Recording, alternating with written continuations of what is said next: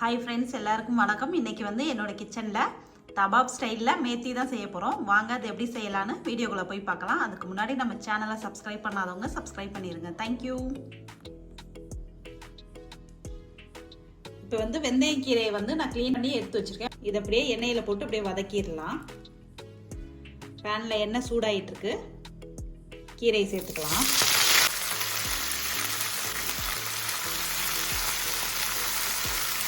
இந்த கீரையோட ஒரு 10 பல்லு பூண்டு வச்சுருக்கேன். இதையும் சேர்த்துக்கலாம். கீரையும் பூண்டும் சேர்த்து வதக்கி விட்டுருவோம். இந்த கீரையும் பூண்டும் 2 நிமிஷத்துக்கு மீடியம் ஃப்ளேமில் வச்சு வதங்க விட்டுருவோம்.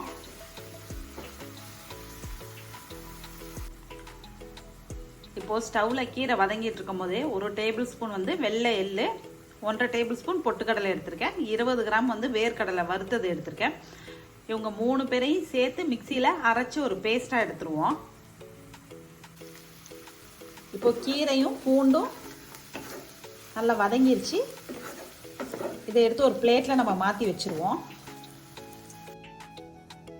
இப்போ கீரை வதக்கணும்ல, அதிலே தாளிக்கிறதுக்கு 1 டீஸ்பூன் அளவுக்கு சீரகம் சேர்த்துக்கலாம்.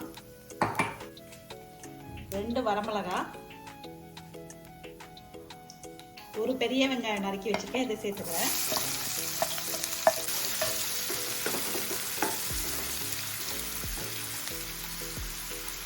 பெரிய வெங்காயம் போட்டோடனே ஒரு 10 பல்லு பூண்டு இந்த மாதிரி பொடியாக கட் பண்ணி வச்சுருக்கேன். இதை சேர்த்துக்கிறேன்.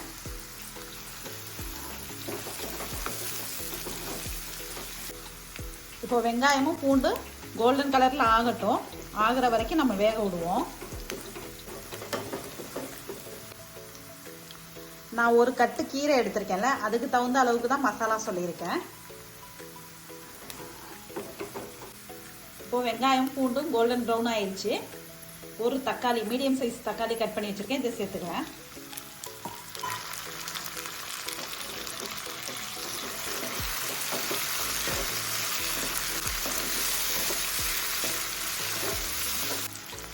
தக்காளி வேகிறதுக்காக உப்பு சேர்த்துக்கிறேன்.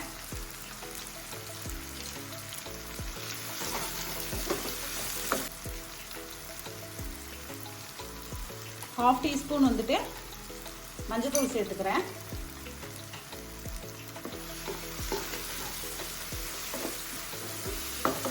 தக்காளி வெங்காயம் நல்லா வதங்கிருச்சு. 1 டேபிள் ஸ்பூன் மிளகாய் தூள் சேர்க்குறேன். மல்லித்தூள் 1 டேபிள் ஸ்பூன். எல்லாத்தையும் சேர்த்து நல்லா வதக்கி விடுவோம்.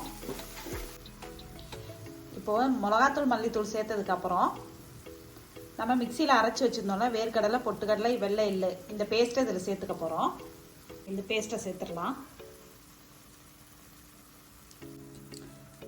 இந்த பேஸ்ட்டை சேர்த்ததுக்கப்புறம் நல்லா மிக்ஸ் பண்ணி விடுவோம்.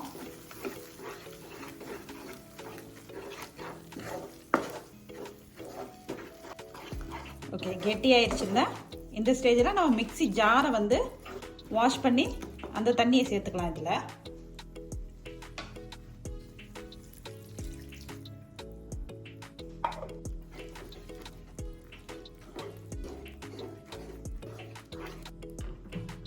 இன்னும் கொஞ்சம் தண்ணி சேர்த்துக்கலாம்.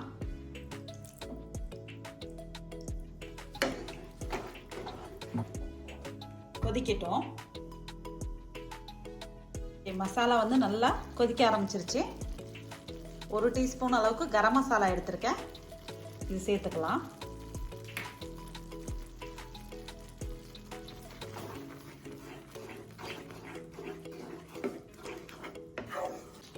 நல்லா மிக்ஸ் பண்ணி விட்டாச்சு. இப்போ மீடியம் ஃப்ளேம்லேயே ஒரு 2 மினிட்ஸுக்கு இருக்கட்டும்.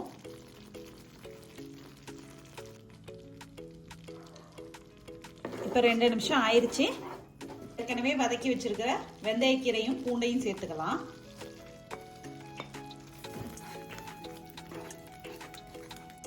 இப்படி செஞ்சு கொடுத்தா கீரை இருக்கிற இடமே தெரியாது. பசங்க நல்லா சாப்பிடுவாங்க.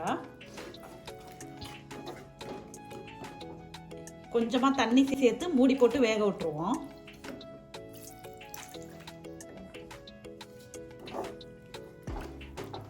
இப்போ தண்ணி ஊற்றியாச்சு. நம்ம மூடி போட்டு நல்லா கொதிக்க விட்டுருவோம். இப்போ நம்ம ஓப்பன் பண்ணிடலாம். ஒரு 3 to 4 மினிட்ஸ் கழிச்சு ஓப்பன் பண்ணுறேன்.